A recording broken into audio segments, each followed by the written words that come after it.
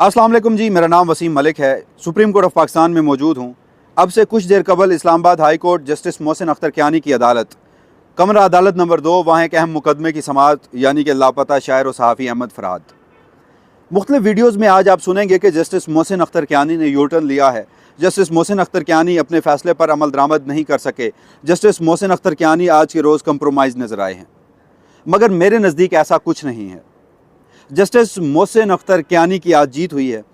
उनका वो जो मौक़िफ़ था जिस पर वो कायम थे कि लापता शायर और सहाफ़ी अहमद फराद उसे हर सूरत घर पहुँचना है, वो अब बहुत जल्द घर पहुँचेगा। तो जस्टिस मोहसिन अख्तर कियानी का जो कोर पर्पज़ था वो आज के रोज़ पूरा हो चुका है। और उनके जो गुज़श्ता समाअत का हुक्मनामा था, 8 सफ़ात का तहरीरी हुक्मनामा, और फिर आज की समाअत का जो अहवाल है, इन दोनों को जोड़कर ये जो एक नई इक्वेशन बन रही है कि जस्टिस मोहसिन अख्तर कियानी आज के रोज़ कंप्रोमाइज़ नज़र आए हैं, मेरे नज़दीक ऐसा कुछ नहीं है। मेरे नज़दीक ये है कि आज की समाअत के बाद ये चीज़ वाज़ेह हुई है कि जस्टिस मोहसिन अख्तर कियानी के उस फैसले के बाद पाकिस्तान की फ़ौजी इस्टेबलिशमेंट, खुफिया एजेंसियाँ, बिलखसूस ISI और पाकिस्तान की वफाकी हुकूमत, इनके हाथ पाँव बंध चुके थे और इन्हें एक सेफ़ एग्ज़िट की तलाश थी। और इन्होंने आज के रोज़ अहमद फराद को कश्मीर पुलिस के हवाले करके वो सेफ़ एग्ज़िट तलाश किया है और कमरा अदालत में खड़े होकर कहा है कि जी लापता शायर व सहाफ़ी मिल चुके हैं। क्योंकि यही वो खुफिया एजेंसियाँ और यही वफाकी हुकूमत 3 रोज़ कबल ये बात तस्लीम करने से इनकारी थी कि अहमद फराद उनके पास है। तो आज की समाअत में क्या कुछ हुआ है, ज़रा तफसीलन आपके सामने कुछ चीज़ें रखते हैं। मिर्ज़ा गालिब का एक शेर है, थी खबर गरम के गालिब के उड़ेंगे पड़खचे, देखने हम भी गए पर तमाशा ना हुआ। अब जो गुज़श्ता समाअत का 8 सफ़ात का तहरीरी हुक्मनामा वो जिस कदर ख़तरनाक था और जिस हद को जस्टिस मोहसिन अख्तर कियानी ने छुआ था, तो उसके बाद कमरा अदालत नंबर 2 खचाखच भरा हुआ। वकला की बड़ी तादाद, सहाफ़ियों की बड़ी तादाद, कुछ सियासतदान भी वहाँ पर मौजूद थे और जो लवाहिकीन हैं अहमद फराद के वो भी वहाँ पर मौजूद थे। उसके बाद जैसे ही समाअत का आगाज़ होता है, जो हमारे वज़ीर कानून है आज़म नज़ीर तारड़ साहब वो वहाँ मौजूद होते हैं, अटॉर्नी जनरल पाकिस्तान मौजूद होते हैं, सेक्रेटरी लॉ एंड जस्टिस मौजूद होते हैं, वकला मौजूद होते हैं। तो रोस्टम पर बताया जाता है कि अहमद फराद जो हैं वो कार सरकार में मुदाखलत की उन्होंने, और इस वक्त वो कश्मीर का कोई थाना है वहाँ पर वो कैद हैं। तो कमरा अदालत में जस्टिस मोहसिन अख्तर कियानी जो हैं वो FIR पढ़ते हैं और उसके बाद फिर मामला आगे बढ़ता है। मगर आज के रोज़ भी जस्टिस मोहसिन अख्तर कियानी ने एक बात की, उन्होंने कहा कि वो जो कुछ सवालात जो मैंने गुज़श्ता हुक्मनामे में पूछे थे वो अनआंसर्ड हैं, उन सवालों के जवाब देने होंगे, सेक्टर कमांडर को बोलना होगा। चाहे ये किसी और मुकदमे में आप ये सवाल अदालत के सामने रखेंगे, मगर ये सवालात होंगे। ये सवालात भी होंगे कि ISI का इंटरनल मैकेनिज़्म क्या है, ये सवालात भी होंगे कि ISI किस तरह काम करती है, उनके बजटिंग के हवाले से, या फिर बिलखसूस मैं एक तफसीली वीडियो कर चुका हूँ। इस्लामाबाद हाई कोर्ट ने जो 12 सवालात पूछे थे अपने तहरीरी हुक्मनामे के पैराग्राफ नंबर 5 में, उसके जवाबात आज भी अदालत ने मांगे हैं और आइंदा भी मांगती रहेगी। और मैंने बारहा एक बात कही है कि जिस रोज़ उस 12 सवालात के जवाब मिल गए या कमरा अदालत में जमा करवा दिए गए, तो उस रोज़ के बाद लापता अफराद का मामला शायद पाकिस्तान में हल हो जाएगा। और उसके बाद आज की समाअत में इमरान रियाज वो भी पेश हुए और उन्होंने एक बात कही, उन्होंने कहा कि अगर मेरा जो केस है वो आपकी अदालत में होता तो मुझे 142 दिन यूँ लापता ना रहना पड़ता। जिस पर जो जस्टिस मोहसिन अख्तर कियानी है उन्होंने कहा कि उन्हें इस बात का मुकम्मल इदराक है, वो समझ सकते हैं कि इमरान रियाज और उनकी फैमिली ने किस तरह इस सारे मामले को फेस किया होगा। अल्लाह आपको लंबी ज़िंदगी दे और हम उम्मीद करते हैं कि अब हमारी जो खुफिया एजेंसियाँ हैं वो आइन और कानून के दायरे में रह कर काम करना सीखेंगी। जिस पर इमरान रियाज ने भी कहा कि वो 142 दिन अगवा हुए, उनके साथ जो कुछ हुआ उससे कबल वो जहाँ पर खड़े थे आज भी वो वहीं पर खड़े हैं। खैर, इस सारे मामले में अटॉर्नी जनरल पाकिस्तान तो आज ज़्यादा नहीं बोले। आज़म नज़ीर तारड़ साहब उन्होंने एक लंबी चौड़ी सियासी तकरीर की, जिसे मैं ये समझता हूँ कि अगर आपको बताया जाए तो शायद आपका वक्त उसका भी ज़्या होगा। बॉटम लाइन ये है कि आज की समाअत का कोर पर्पज़ हल कर लिया गया है। जस्टिस मोहसिन अख्तर कियानी वो कामयाब हो चुके हैं लापता शायर व सहाफ़ी अहमद फराद को बाजियाब कराने में, और अभी केस निपटाया नहीं गया। ये सबसे अहम बात है, ये मैं आपको बताता हूँ। फिर मैं आता हूँ और आपको बताता हूँ कि किस तरह मेरी नज़र में जस्टिस मोहसिन अख्तर कियानी जीत चुके हैं। जस्टिस मोहसिन अख्तर कियानी ने जो अहमद फराद हैं उनकी वकला हैं जो उनसे मुखातिब होकर कहा कि वो आज के रोज़ ये जो दरख्वास्त है ये नहीं निपटा रहे, इसे खारिज नहीं कर रहे। आप लोग जाएँ, इस्लामाबाद पुलिस को अहकामात दिए कि वो भी जाएँ या वो रब्ता करें कश्मीर पुलिस से, असिस्ट करें फैमिली और वकला को वहाँ तक पहुँचने के लिए। और उसके बाद उनके वकला को कहा कि आप वहाँ से उन्हें घर लेकर आएँ, जब आप मुतमईन हों आकर मुझे बताएं। गालबन जुमे का रोज़ बताया गया, जिसके बाद मैं ये दरख्वास्त खारिज करूँगा। हालांकि अटॉर्नी जनरल और वज़ीर कानून चाहते थे कि आज के रोज़ ये दरख्वास्त खारिज हो, मगर नहीं की गई, उनकी ये इस्तदा भी मुस्तरद की गई।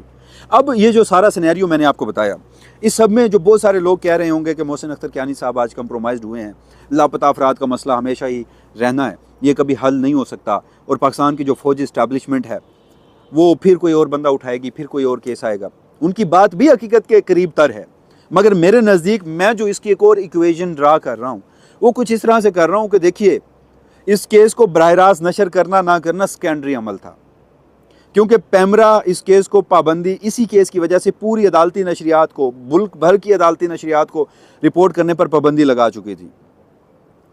सेकेंडरी बात थी कि यह केस बराह रास्त नशर होगा या नहीं होगा। इस केस में यह भी कहा गया था कि अब अदालत इस केस को ब्रॉडर पर्सपेक्टिव में लेकर एक प्रेसिडेंट तय करेगी कि आइंदा भी कोई लापता ना हो। इस हद तक बात दुरुस्त है कि अदालत को एक प्रेसिडेंट तय करना चाहिए था। मगर ये जो लोग ये जो साथ जोड़ रहे हैं कि दीगर लापता अफराद के केसेस, हजूर जस्टिस मोहसिन अख्तर कियानी के पास एक केस की समाअत थी, वो अहमद फराद की बाजियाबी थी। अब अहमद फराद की बाजियाबी हो गई तो टेक्निकली केस ख़त्म हो चुका। तीसरी अहम बात वो ये भी है कि sector commander ISI, sector commander MI और सेक्रेटरी डिफेंस उन्हें तो तलब किया गया था, वो तो नहीं आए, तो उन्होंने पेश होना भी नहीं था। लेकिन जस्टिस मोहसिन अख्तर कियानी ने किस तरह लापता शायर सहाफ़ी अहमद फराद को बाजियाब कराने के लिए इस्टेब्लिशमेंट के हाथ पांव बांधे, वो मैं आपके सामने रखता हूं। अब देखिए, गुज़श्ता समाअत का जो हुक्मनामा था, जस्टिस मोहसिन अख्तर कियानी भी जानते थे कि सेक्टर कमांडर ISI और MI उनकी अदालत में पेश नहीं होंगे, सेक्रेटरी डिफेंस पेश नहीं होंगे, और ये इस मुल्क की हकीकत है, अब तक की हकीकत है। और दूसरा, हम सहाफ़ी भी जानते थे, लेकिन उन्हें तलब किया गया और उसके बाद वो जो 12 सवालात पूछकर उनकी इंटरनल वर्किंग पर चोट लगाई गई, उनके काम करने के तरीक़ाकार को पूछा गया, उनकी बजटिंग के ऊपर सवाल उठाया गया, तो फिर हाथ पांव बंद चुके थे उनके, और उनकी मजबूरी बन चुकी थी अहमद फराद आज के रोज़ बाजियाब हों। क्यों?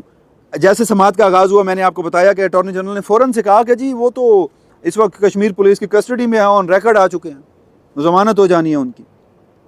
अगर अटॉर्नी जनरल ये ना कहते, रियासत आज भी बजीद रहती कि अहमद फराद को नहीं देना, तो आप इमेजिन करें कि इस्लामाबाद हाई कोर्ट में सूरत हाल क्या होती। सेक्टर कमांडर को बुलाया जाता, पूछा जाता कि सेक्टर कमांडर को तलब किया गया था, क्यों नहीं पेश हुए। पूछा जाना था कि सेक्टर कमांडर MI को भी तलब किया गया था, सेक्रेटरी डिफेंस को भी तलब किया गया था, क्यों पेश नहीं हुए। पूछा जाना था कि ये जो 12 सवालात हैं इनके जवाबात आज ही दें, और यह भी कहा जाना था कि मैं अब इस केस को ब्रॉडर पर्सपेक्टिव में लेकर एक प्रेसिडेंट तय करूंगा। और फिर भी अगर सेक्टर कमांडर पेश ना होते तो शायद मोहलत दे दी जाती, अगर मोहलत में भी पेश ना होते तो शायद पुलिस को अहकामात दिए जाते। उसके बाद क्या होता? सुबकी का सामना करना पड़ता। ये सारी चीज़ें हमारी फौजी इस्टेब्लिशमेंट ने किसी सूरत तब भी हार नहीं माननी थी और पेश नहीं होना था। सुबकी जज साहब की ही होनी थी, मगर क्या होना था? चीज़ें रिपोर्ट होनी थी। ये तासुर दुनिया भर में जाना था कि हमारी जो फौजी इस्टेब्लिशमेंट है, जो एक दिफाई इदारा है, मिनिस्ट्री ऑफ डिफेंस के ज़ेर एहतमाम है, वो पाकिस्तान की आला अदालतों के अहकामात नहीं मानते।